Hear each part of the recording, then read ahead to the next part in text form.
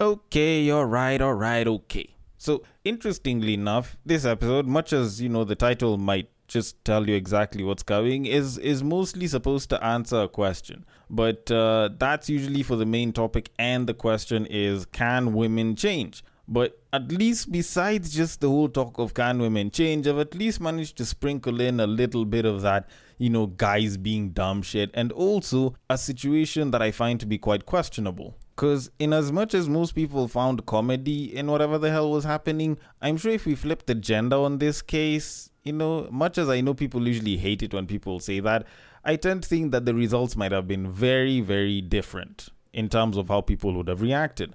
But all in all, I will get to that in a little bit. But before I can do any of that, we need to start by talking about a man who clearly had no experience hitting on cabin crew, considering that this guy tried to get to the Mile High Club, yet he was a first-time flyer and he didn't even try to use some riz. Which makes me kind of wonder, how the hell is it that this guy expected to get there, besides smoking a joint? The royal penis is clean, Your Highness.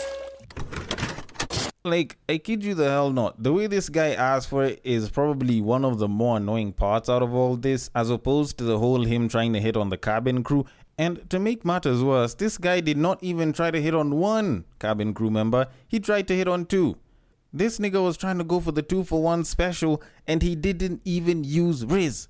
But anyways, let me give you guys a quick breakdown of the story itself. So the caption that came with this story says, and I quote, "In a Wednesday complaint, it was alleged that first-time flyer James Finister, under the influence, invited two flight attendants to join the Mile High Club. During Spirit Airlines Flight 693, he purportedly pulled one of them into his seat midair and posed concerning quote-unquote queries regarding accessing the aircraft cockpit." End quote. End of story. Like, I'm trying to think about how this situation could have been done better. Like, I know I don't have experience in joining the Mile High Club, but I tend to think that it's a lot better for you if you try to use some riz, and more so the type that doesn't use the typically overused and recycled cockpit jokes. Like, I feel like him talking about, accessing the aircraft cockpit is like that shit is so used, in my opinion. Like, everyone could have pulled that line. Like, you need to be creative. And this is just to work on one cabin crew member, not two. Because, if it's two, I tend to think that it's incredibly harder. Like, this guy could have made all manner of jokes that wouldn't have gone in that line. Like, this guy would have been saying that they should have called animal control because he can't control the snake on the plane. Like, this nigga would have spoken about how, if they started dating from the beginning of the flight to their destination, it's technically a long distance relationship. Like, he could have spoken about if he started banging her from the moment they lifted off to the moment where they land, it would have been her longest ride, even though it was a couple of minutes just by distance alone. Like, this nigga had a bunch of material that he could have used to his advantage that he just so happened to not use because he decided to swing for the lowest hanging fruit, which is the cockpit lines. Like, come on, bruh. I'd argue that this guy isn't 12 or 14 years old, neither is he 66. Otherwise, those would probably be the only things that would probably make it seem like it's okay to use the cockpit lines, because you don't really have many other lines to use. But all in all, the guy used it, and unfortunately, considering that he must have been shown the door the moment they landed, after being restrained or some shit for possible sexual harassment, I feel like the only thing that he showed was actually his balls. But, then again, considering that he was drinking, that's technically liquid courage, so those balls aren't full just yet. But fortunately for him, there are some women who wouldn't mind being a part of the Mile High Club, who are a part of cabin crew. He'll just have to buy the jet or buy the plane, then they'd be more than happy to give it to him. Which, unlike this podcast, is something that is a lot harder to get, so I might as well leave it at that and start it with a much better intro with a lot less flying cockpits, with a much nicer tone, by saying, welcome to the Breakdown Podcast, where I talk about love, sex, and relationships from a guy's perspective, as well as a bunch of other guy shit. The man on the mic is a man who's never been on the Mile High Club, although at least, as opposed to the flyer previously mentioned, I at least know how to take my snake to the cockpit. He's a man whose cardio routine recently included running his mouth. It is none other than your tall, dark, and mildly handsome man, Sir Denver B. This is not how most things would probably start because most times we're usually on the ground. But in this guy's case, like, how exactly do you try to bang someone on a flight and it's your first time on the flight thinking that it's that? Honestly, if that shit was that easy, I think all of us would have been a part of the Mile High Club. Hell, the only necessity we'd probably need is maybe carry some cash for the person that would be banging on the Mile High Club, or we just pay for the ticket and we know that we're getting an extra smash on the way to our destination. Like, how the hell did dude think that it was going to be that easy? Come on, bruh. Like, we'd even have fly high mileage points at this point, But anyways, all that to say, cabin crew are employees, they are professionals, and they are not for you to try and shag, At least for 99.99% of you. But anyways, all that said and done, we have a show, we have a main topic that we need to get into, which asks a particularly interesting question, which I feel like it's actually a little bit more of an intellectual question than a relationship question. But then again, I kind of have to get there so that you can figure out why I'm saying that. But before I can get to any of that, I wanted us to discuss a story that I saw about 2, maybe 3 weeks ago, and I feel probably needs a bit of a difference in opinion, which is why I decided to let it, just sit with me for this entire time, just to think about whether my thoughts on it would change, of which they really didn't. Now, to give a little bit more context, it was actually some version of a shotgun wedding, if you could call it that, whereby a man who had gone to the girlfriend's place to pay off some of the dowry ended up being pulled into a wedding that he didn't know was happening, that he wasn't prepared for, and he practically just got married without even knowing that he was going to get married. Now, I want to get into my thoughts on the entire thing, which, they're a little bit different from what some people might think. But before I can do any of that, let me just let the clip play. So, without further ado... To Stephen, the wedding was a surprise from his wife. He was here to pay part of the dowry only to find that Magdalene, through her friends, had it all figured out.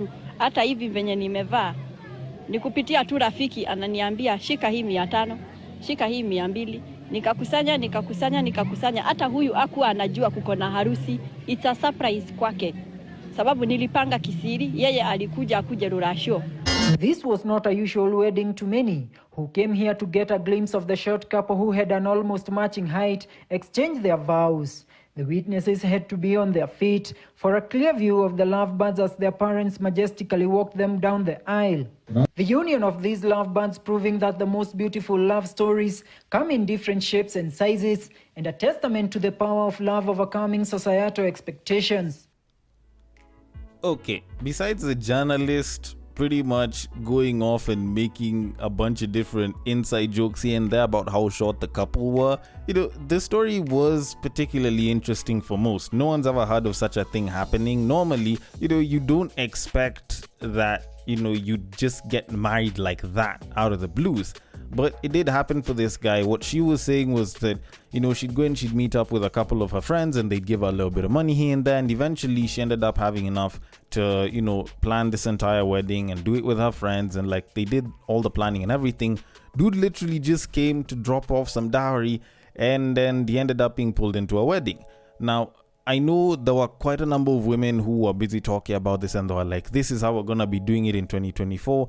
If these guys aren't going to try and do shit, then we're going to just make it happen, whatever it takes. And I know it was mostly for the jokes and a bunch of people were using this for a shit ton of comedy because it did actually kind of go viral online and it seemed very interesting and funny to most people. But personally, I felt like it was a bit wild and also a little bit weird.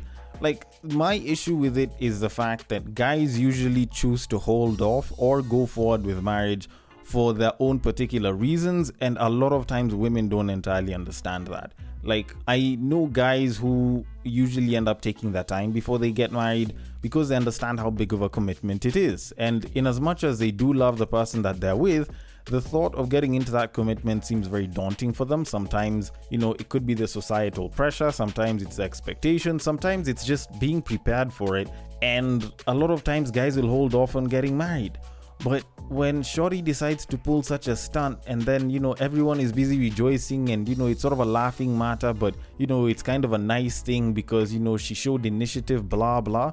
Like, I don't know, maybe it's just me that's taking this a little too seriously, but it's a little bit blindsiding, and I feel like if this guy was to argue out a divorce or an annulment of the marriage, it would probably work in his favor because he had no idea that it was happening and he could just say that it was done under duress. Because it's not like the guy knew about it. He didn't make any plans for it. He literally just arrived and dude was told, yo, dress up, we're having this wedding happen right here, right now. So it's very wild and very weird and very wrong in my opinion to do that to a guy, just mostly because a bunch of us guys usually hold off on making such decisions, taking such leaps of faith, up until we're properly prepared. And, by all means, you could say this guy has been waiting for eons. I don't know how long these guys have been dating for, some shit like that, or his reasons for not getting married any sooner.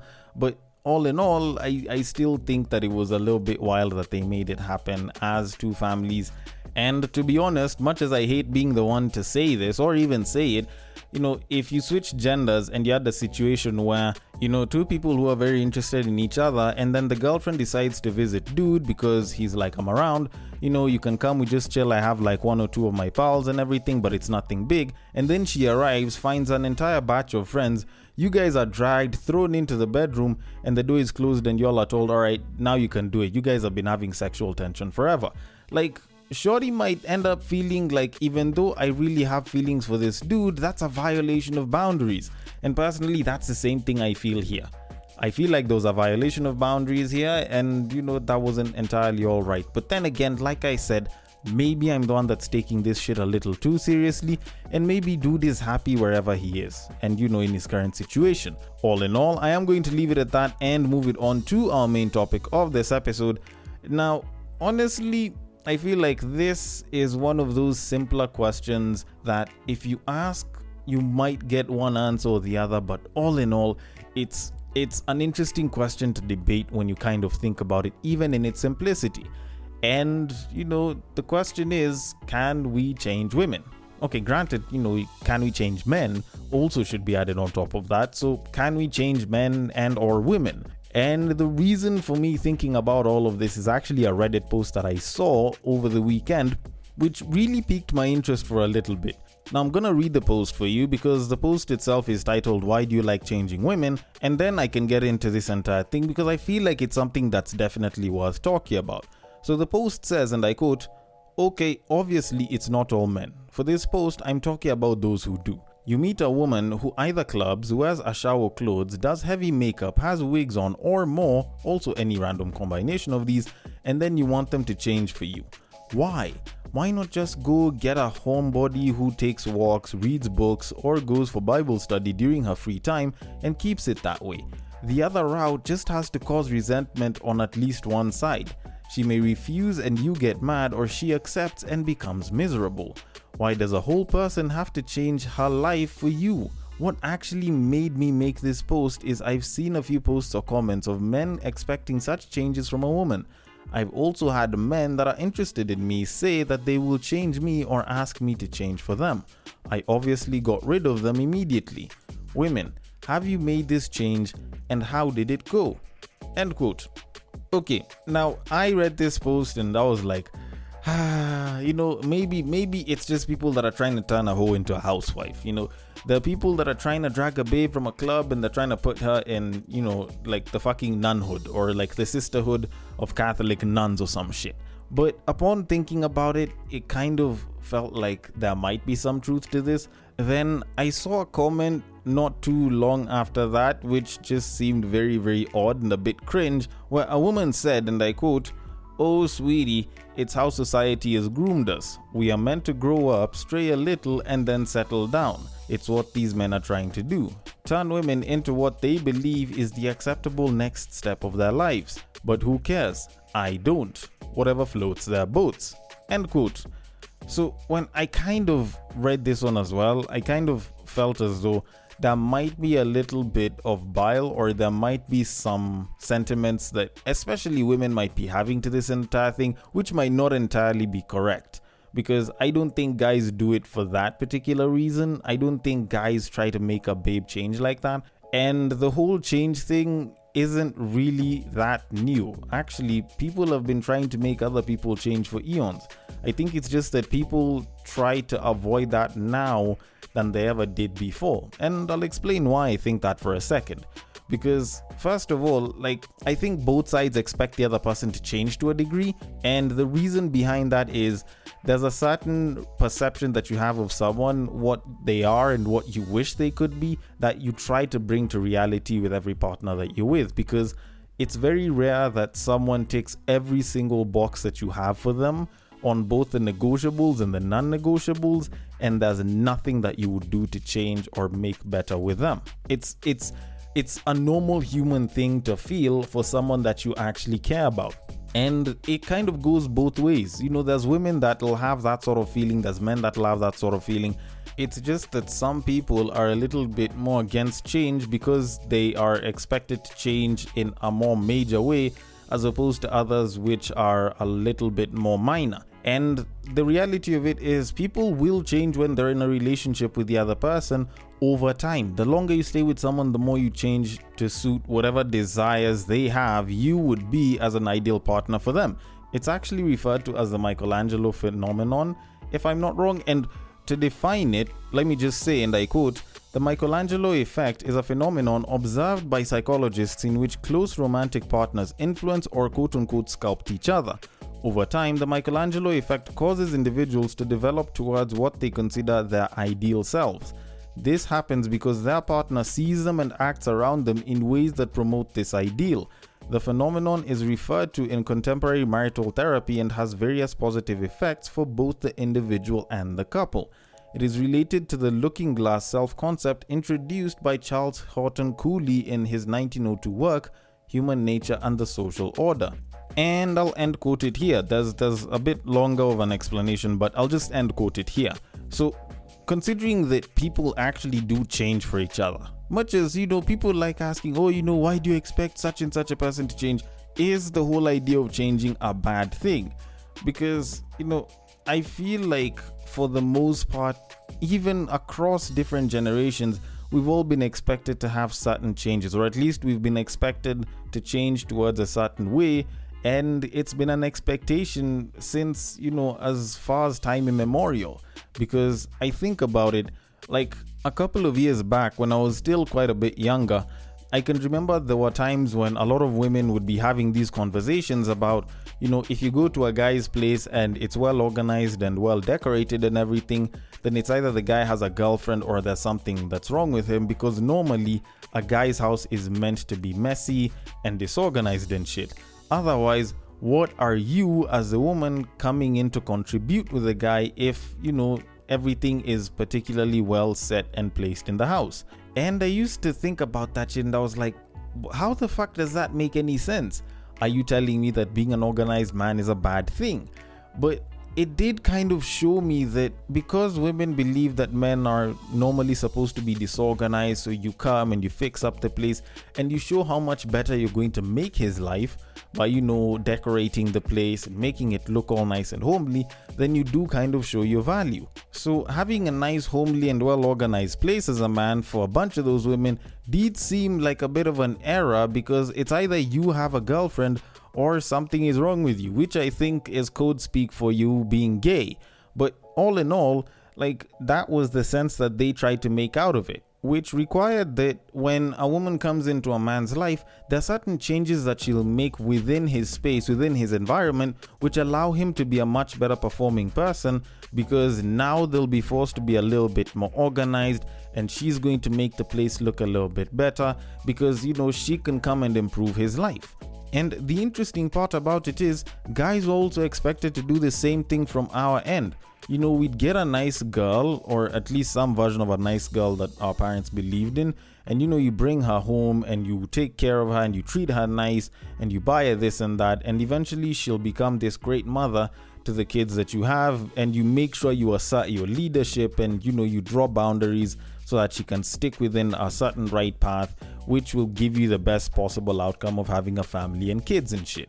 And that was something that guys were expected to do. It's just that nowadays, I guess with the advent of a lot of the manosphere talk, the whole red pill talk, as well as a lot of people trying to go back to their roots in a world which seems very devoid of culture and direction, at least when it comes to relationships, a lot of guys do expect that, if I'm getting a babe, then, I need her to, not be going to the club too much or not drink too much or act ratchet in a certain type of way and, stick to a certain set of rules and carry yourself a certain kind of way, which unfortunately for the more liberal woman seems like a bad idea because it's like you're trying to change me. You're trying to make me ignore things that I would want to do because you've told me not to do them. Which in some cases, like, the person who posted this post on Reddit had mentioned, you just end up cutting ties with this person because it's like they're trying to change who you are into something that they want. Even though the reality of it is most people never really get who they perfectly want. They just get the best possible closest thing to that thing and then they try to take it closer there. So if you fall for someone and you like them, then you'll want to steer them towards that direction so that you can enjoy the benefits of what it is that you've wanted with what you believe should be what it is that you wanted in some way or the other. And honestly, I feel like the whole change thing is a bit of a normality for us as people because we are going to change as we age, and especially with partners, we are going to be required to change to a certain degree.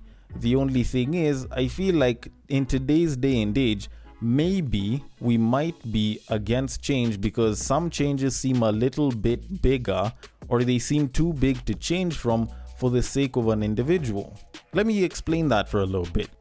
If you kind of think of our parents, whenever they talk about, who they used to be when they were young and how they used to have fun and how they'd go to the disco and they'd enjoy themselves and they'd have drinks and they'd meet different guys and, it seemed like they also used to have fun. But they got to a point, they met someone, they wanted to, start a family and they changed up. And for a lot of the good parents that are there today, took a more conservative approach and, decided to be this upstanding person, dressed a certain way with a certain level of modesty and shit like that. And, it's what we've grown up seeing. It's what a lot of us guys have grown up seeing.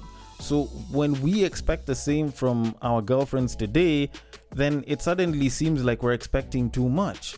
When we met this babe at the club, just like some of our parents did, and we're like, no, we want you to be a little bit more reserved. We don't like you dressing like this. We don't like you going out all the time. All of a sudden, it seems like we're attacking the babe because she's like, you found me at the club. We met at the club. You found me living this life. Why do you want me to change for you? And it kind of does create a bit of a rift because for some people, it seems as though you're sort of cutting down on the fun and the lifestyle that they had so that they can fit into the life and lifestyle that you want them to have, which for the liberal person seems like a massive breach that they're not willing to take. Yet for the young, more conservative man, that's a requirement and that's what they grew up knowing a woman is supposed to do. You go and you have a bunch of fun for a few years, but when it gets time to be serious, like when you're with someone and you're trying to be serious with them, then at that point you're supposed to change and become this version of a human being that is considered the more upstanding member of society and shit. And I guess that's where the rift kind of comes in, because we tend to go and look for partners expecting that same sort of life, expecting the same sort of changes that our parents went through. And that's not really what's happening. We have a more liberal woman today. We have women that, feel like it's okay to still go to the club every weekend. We feel like there is nothing wrong with a woman dressing how she pleases, as long as, it's not, too skimpy, then it should be perfectly okay. So for some guys to try and bring in some level of change, or to say that they want to bring in some level of change, all of a sudden it seems like you're encroaching on the area and you're crossing some boundaries that you shouldn't, and it raises some red flags for a number of these women. Some a little bit bigger than others, but either way, it still does raise some red flags. But that in and of itself kind of creates a new problem, which is, can the woman actually change and take up the role and the behaviors that you'd want if you were the right person, or if you are the person that she liked and she wanted to be with all her life? Like, is it that she'd want to change you so that you can be more her liking, or would she change to be more towards your liking? Because I feel like now at this point in time where there's a lot more people having gender wars and are trying to assert themselves as a prize, I feel like there's more people that expect the other person to change and not for them to change as well. Which, to be honest, when it comes to trying to get into a relationship, kinda doesn't really work all that well, because it's not like you're the only one that has to change or the other person is the only one who has to change. Both of you all have to change. Which kind of brings me to my conclusion to this entire thing. Maybe both generations need to look at this whole change thing with a little bit more of a positive mindset. Maybe dialing it down and coming to some sort of a compromise could actually work better for both sides, as opposed to one side changing for the other. There's a lot of guys that want to maintain some of their freedoms and expect the babe to change and become fully conservative, which isn't really going to happen. Just the same way I feel like there's a lot of very liberal women that want a guy to adjust to them and their kind of lifestyle, of which most guys aren't ready to start doing that, even the more eligible bachelors that you'd want to be with. So we're at a bit of an impasse. And the only way I think we can get past that impasse is if we have some very candid individual conversations of negotiables and non-negotiables, and what we're willing to do for the person that we're with and what we expect them to do for us. Otherwise, we'll continue annoying the fuck out of each other, because there's gonna be the men that are gonna be like, we want a woman to be more conservative, and there's gonna be liberal women that are going to be like, you know what, we don't want men who can't accept us for who we are. But then again, maybe I might be wrong about this entire thing, but I want your thoughts on it. The DMs are open. On IG, it is at the breaktime_podcast. On Facebook, it is at the breaktime podcast. And on X, it is at Bagaka the D. Thank you so much for listening all the way till the end, and I will catch you guys on the next break. But what I believe is that if you put a pastor and a prostitute in one room, one is likely to convert the other.